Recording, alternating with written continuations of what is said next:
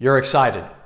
Your motivation is high because you got a project. You've got something in your mind that you want to accomplish. So you begin. And as you get into it, you begin to lose your mojo. You start to fizzle. And then that's it. It's over. Okay, no problem. Another project captures your attention. You're excited. Your motivation is high. You begin the project, but soon after, you begin to fizzle out again and you stop. And then you begin to get angry with yourself and you begin to ask, is something wrong with me? No, nothing's wrong with you. You're just falling into the same pitfalls that most everybody else falls into. Hi, I'm Jason Palmisano, certified high performance coach, and I started Climb Higher Coaching to help people overcome this issue of not completing projects. So I want to share with you today 3 keys of how I complete my projects. Number 1, I keep the momentum of early motivation. Keep the momentum of early motivation. It's easy to be motivated early on, right? We're excited, we're pumped because the idea is fresh and it's alive and we're like, yeah, let's go. That has enough power to help us break the inertia of getting going. The key is once you get going, you have to keep the momentum of that early motivation all the way through the project, and that's where people miss it. What I do to help me accomplish that is I have a big why. I'll write down my why, put it on the wall, put it on my computer screen. It's on my desk. I actually set alarms on my phone of what my why is so that it's always before me.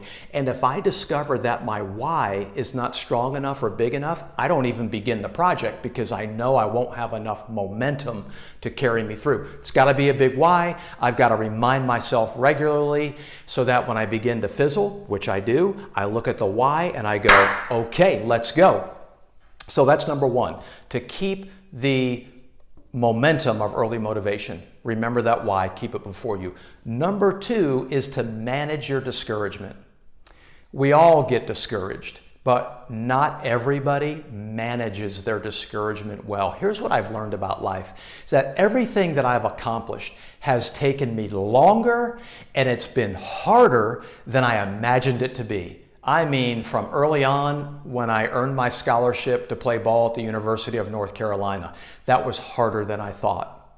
Marriage is harder than I thought. Raising 4 kids, now they're grown. But man, that was a journey. That was harder than I thought it would be. Getting my private pilot's license took me longer, and it was a lot harder than I imagined it to be, but I stuck with it. And a few years ago, I got my private pilot's license.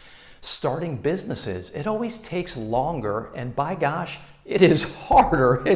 No matter how many businesses I start, it's all like, why am I surprised by this? I know it's going to be hard, but it takes longer and it's harder than we imagine it to be. And along that journey, we get discouraged. It's natural. You've got to manage your discouragements well.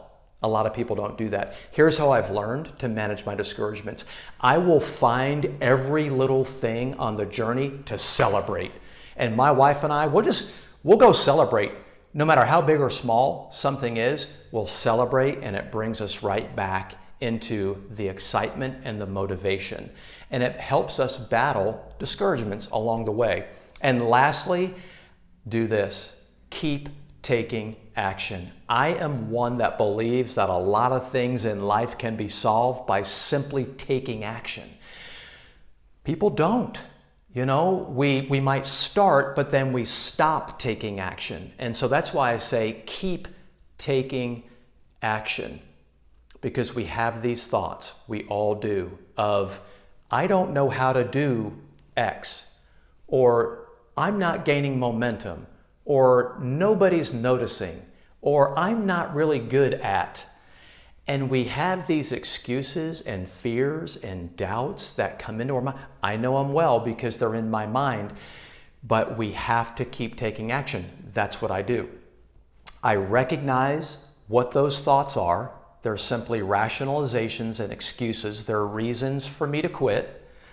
But by taking the smallest bit of action, I keep moving forward, and every time I do, I overcome that small voice in my head, that unseen force that wants all of us to stop the project, the goal, the dream.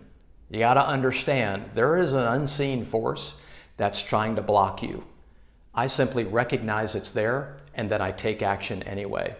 That's what I've learned to do. I hope that helps you.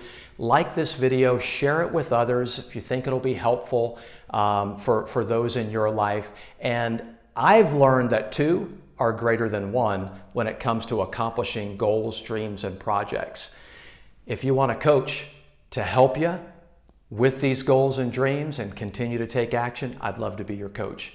Again, this is Jason with Climb Higher Coaching. You can find me at climbhighercoaching.com. Until next time, keep your desire, your hustle, and your focus en route to your goals and your dreams.